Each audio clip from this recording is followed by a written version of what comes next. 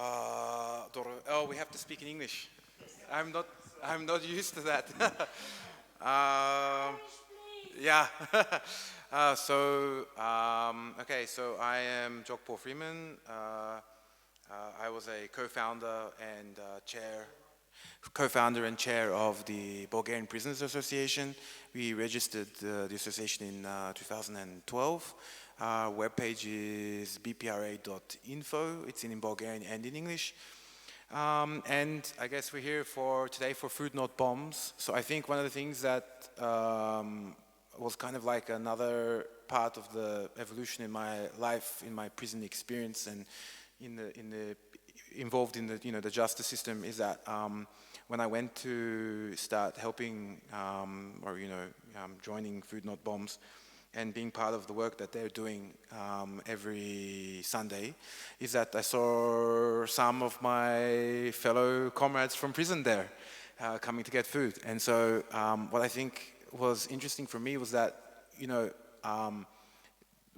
we were doing work for helping prisoners in prison, and then Food Not Bombs was then also providing some type of relief for people who had left prison and obviously didn't have employment or enough resources to be able to get enough food regularly. So I think there is a direct connection between what work we are doing in prison and what Food Not Bombs are doing outside of prison. Of course, current and former prisoners are a part of a vulnerable social group that needs solidarity and sometimes just a helping hand after leaving prison. I don't know really what else to say.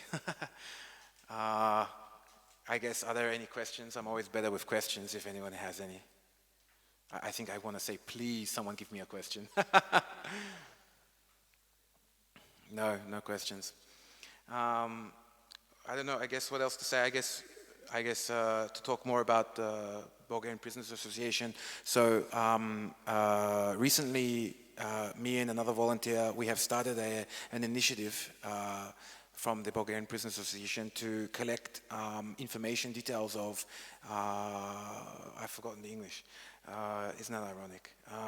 To collect information details of employers who are willing to employ former prisoners after they've left prison. And the idea of that is that a lot of former prisoners, when they apply for jobs, either they're straight out rejected the second that they apply because of their criminal record, or they're accepted, and then the minute that the employer finds out that they have a criminal record, then they're fired. So what we're hoping to do is to construct a list of employers who are already aware that these people are former prisoners.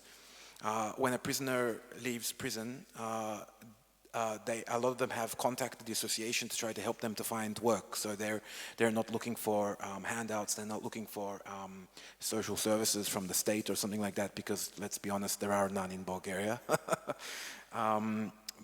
So a lot of former prisoners are just looking for a chance to work and to earn their own way. So I guess my appeal today is, if there are any people who have companies or businesses or know any such workplaces that would be willing to give their name to to form a list of those names, when the next time a former prisoner calls the association and says, hey, I just find a place that I can work and earn a living, we'll be able to put them in contact, and still it will be the decision of the employer whether they want to employ that specific person for that specific job. But at least the employer knows beforehand that this person is a former prisoner, and obviously that's not going to be an issue for them. It's the elephant in the room. Get it out. Miles. Yeah.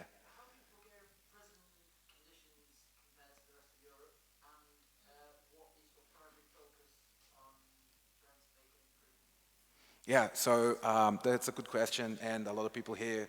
Sorry? To repeat the question was, what's the difference between Bulgarian prisons and other European prisons? And what was? And the primary focus of what the association is trying to do. So a lot of people will be disappointed, but we are not abolitionists. That's not a focus of the association. I think it would even be a crime if we were an NGO, abolitionist, registered NGO, and saying that we're against the state. I'm not sure about that, but we are not abolitionists. Our constitution, our statute of the association states that we are trying to move Bulgarian prisons to the standards that are recommended in the European recommended prison rules, which is like it's so big, it's like a telephone book. So instead of putting all those, the idea was instead of putting all those recommendations into our constitution, you know, so instead of specifically stating we're fighting for more humane conditions in prisons, we put something that was understandable for a lot of people in Bulgaria. A lot of people in Bulgaria are not fighting for something radical or some major change. A lot of people in Bulgaria are fighting for something that looks more like the West. So we put that in, that was something familiar to the people, that would be appealing to for help. So long story short, our goals of the association are to reform the Bulgarian prison system up to the standards of the European recommended prison rules. Your question about comparing Bulgarian prisons to the rest of Europe, I think not just Europe, but before the coup in Turkey, Bulgaria had worse conditions in prisons than even in Turkey. So Turkey is infamous in the world for having poor prison conditions, but actually the reality was that Bulgarian prison conditions were worse than those in Turkey. That was before the coup. After the coup in Turkey, things got much worse there. There are so many people there, they have them sleeping in the corridors and outside in the yards and things like this. But before, I mean, Bulgaria didn't have a military coup. There was no attempted revolution in Bulgaria. So, you know, but one of the biggest problems that we face is that because Bulgaria is a member of the European Union, a lot of people think that that means that a certain level of standards have been reached that are shared across the European Union. And the problem with a lot of what the European Union did, and then we get into like the political analysis, but with the liberal idea of the European Union, a lot of the rights that the European Union fought for in Bulgaria were rights for businesses. So, you know, businesses were free to buy property, and still, even now, foreigners, for example, in Bulgaria, cannot buy property. So, what I'm trying to say is, I'm getting distracted, but the European Union fought very hard before Bulgaria joined the EU for the rights of corporations and for businesses, but forgot or didn't care about rights of individuals and human rights in general. So very little was done about that. And what was done about it, after 2007, after Bulgaria joined the EU, there was a massive slide backwards. So actually, Bulgaria has gone, in terms of human rights in prisons and standards of prisons, has gone backwards from before pre-membership levels. So because now there was no longer any need to prove to the European Union that the human rights as respected by the Bulgarian state were of any value anymore, or of a certain level. So the biggest problem we have is that because Bulgaria is a member of the EU, people don't really care about Bulgaria, you know. So people are focusing on Kosovo, international communities, United Nations, the European Union, the media, funding organizations, Norway, different organizations, institutions and states. They're focusing on Kosovo, they're focusing on Turkey, they're focusing on, even on Macedonia. I mean, for example, personally I haven't been, but from reports about the prisons in Macedonia, the prisons there are considered to be of a higher standard than the prisons in Bulgaria. But at the same time, there is this idea that Macedonia is somehow behind Bulgaria and not worthy to join the EU. So we have this paradox where Bulgaria is now trying to say this or that country is good or bad, but Bulgaria actually, it's proven that the prisons are worse here than a lot of the other prisons around it, not to mention the rest of the EU.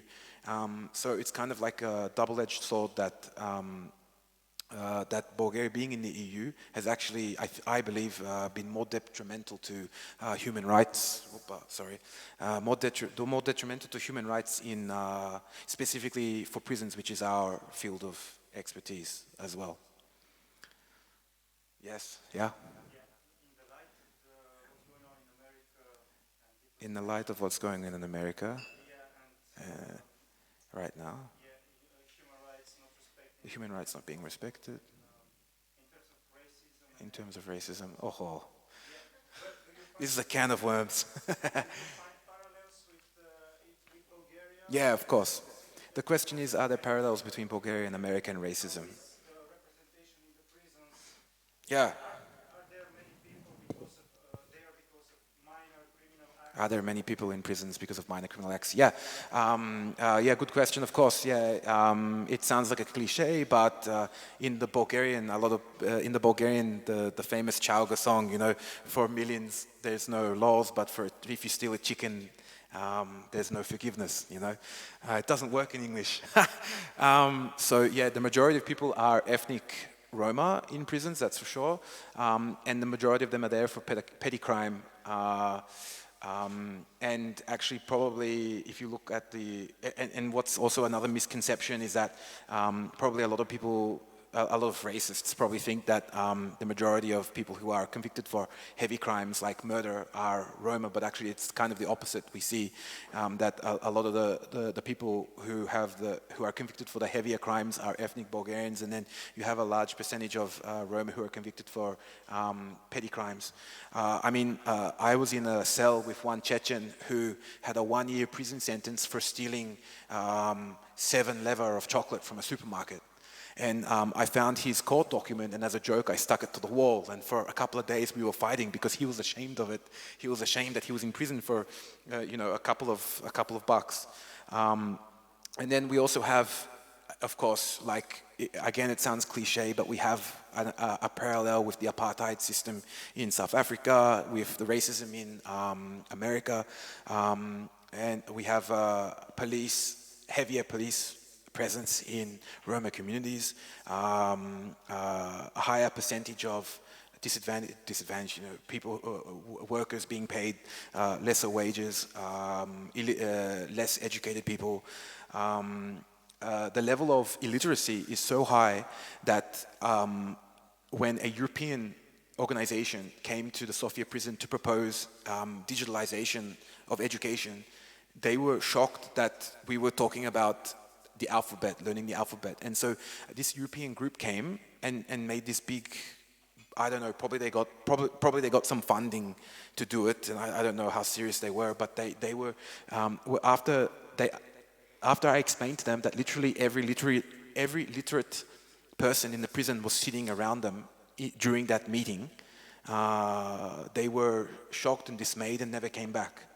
So I told them, basically they wanted to start teaching prisoners literacy, Bulgarian language and mathematics using the computers, and I told them we only have 5 computers, and the people who are literate, who need the computers to do higher education, we need those computers. If you just want to teach the alphabets, you can teach 30 people with a blackboard or a whiteboard, but you're going to take the computer away from someone who needs a computer to teach someone that you can teach an entire classroom on a blackboard. So this is also another problem we have, it sounds ironic because of course I'm not born in Bulgaria, but we have this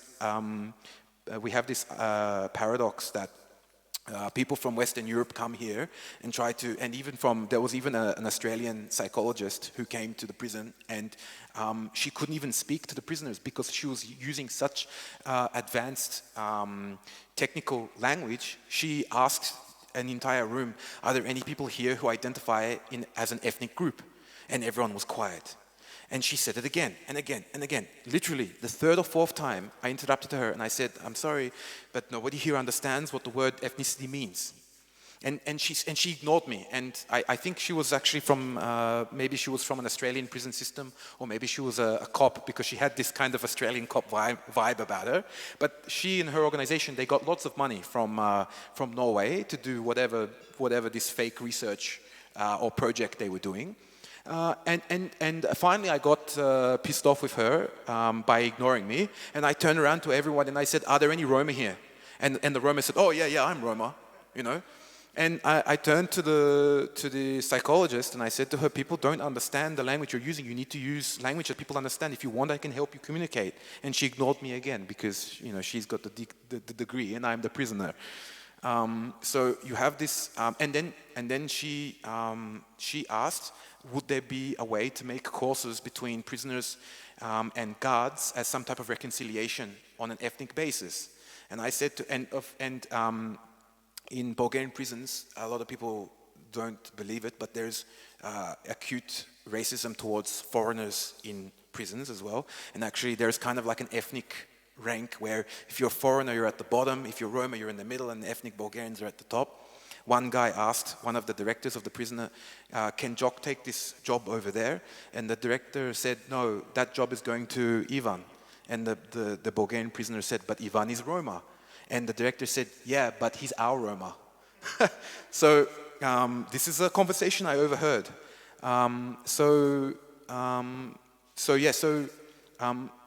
The psychologist from Australia was trying to make some type of reconciliation programs between prisoners and guards. And there is no racism on the side of the prisoners towards the guards. The problem is the opposite, of course. It's really like typical, like in America, in Attica, all the guards were of one ethnic group. The majority of the prisoners were from another ethnic group. And there was a race alliance between one group of prisoners and the guards. So that's kind of what's happening in Bulgarian prisons, where generally, if there's a fight between a Bulgarian and a Roma prisoner, it doesn't matter who's guilty, the guards will come and beat the Roma guy. And the Bulgarian, whether he's guilty or not, whether he started it or not, he's left alone. So there is that racial division. But it's institutional, because at the end of the day, if you didn't have this institutional division from the administration, I mean, there's not one Roma guard, there's not one Roma director, there's no Roma in the entire Ministry of Justice, but something like 60% of, like minimum 60% of prisoners are ethnic Roma. So we're getting this situation that's reflective of an apartheid system like South Africa and like America. And I think it's really worse. I think it's really much more worse than people understand that it is. I mean, there are Roma people who are murdered by neo-Nazis, by police, and the deaths are not even ruled as murders. It's just an unsolved death, and they just cut the body off, and the family is too poor, or there is no family left, and no one cares. So I think there's an entire underbelly. I mean, I was in prison with some neo-Nazis who were convicted for murdering gay men in Borisov garden, attempted murder of some trans women, and they were only convicted for what they were found for one of the murders, or one of the attempted murders. They were an organized neo-Nazi group. We don't know how many more Roma or LGBT or foreigners that they have actually murdered. I went to get my hair cut from some Arabic men, and I told them why I was in prison. And the guy cutting my hair said, yeah, I was attacked last month by a group of neo-Nazis, and one of them stabbed me. And when I went to I was in hospital for a month, and when I went to the police to make a report, they told me it's better you don't make a report or you'll have more problems. So that was never, a lot of the crimes, racial hatred crimes and neo-Nazi crimes. I'm getting completely distracted right now. I'm supposed to be talking about prisons, but those people who go to prison, they are working with the authorities, and so I guess that was one of the problems we had in terms of the association, was that these people who are protected by the prison administration, it would be then in the interest of the prison administration if they would make problems for us, you know? So when the prison administration has threatened us, have taken away all of our privileges, and they have no more measures left to punish us, to stop us from our activism, then they call their prisoner friends who work for them and say, go start a fight with that guy, or go put drugs in that guy's room, you know? And so at the same time, we're trying to fight the corrupt prison system and the corrupt justice system at the same time. We're on all fronts, and actually one of the first slogans of the association was behind enemy lines, because when you're in Australia there's a union and it says fighting from the front, which is a play on words because the union is a dockers union, so they're working on the front and then fighting on the front, you know, the front, the wharfs, the docks. And I thought, well, if they're fighting on the front, we are definitely behind enemy lines, because when you're behind enemy lines, you have no rest. You're constantly surrounded by enemies, and that's how it is in prison. You're 24 hours a day, 7 days a week, 4 weeks a month, 12 months a year, year after year, surrounded by people who you don't know if you can trust, and you have no breaks. When you're on the front, you get holidays and you can have a break. When you're in prison, there's no holidays. And so, yeah, there are, last year, the Ministry of Justice, under the order of the VMRO far-right party, they ordered an attempted repression of suspected members of the association, but the irony was that they didn't get a single member, except for me, because I'm the only one that's quite clearly a member, but they didn't get a single member. They only got people who were not members but were suspected. And then, of course, what happened after they were being repressed, the first thing they did was they turned to the association and said, can the association help us? So we organized for them to have legal representation. And then, of course, what happens is they become part of the association and support the association even more. Yeah, so the irony is that instead of the ministry trying to smash the association by repressing prisoners and using collective punishments, actually they're increasing support for the association. Peter, did you have a question? No, you were just putting your hand up. Yeah, I mean, how much more time do I have? I've gone over the deadline? Okay. Okay, so I mean, that's all I have to say. Thank you very much for your patience, and I'm sorry if I rambled on too long. Ciao.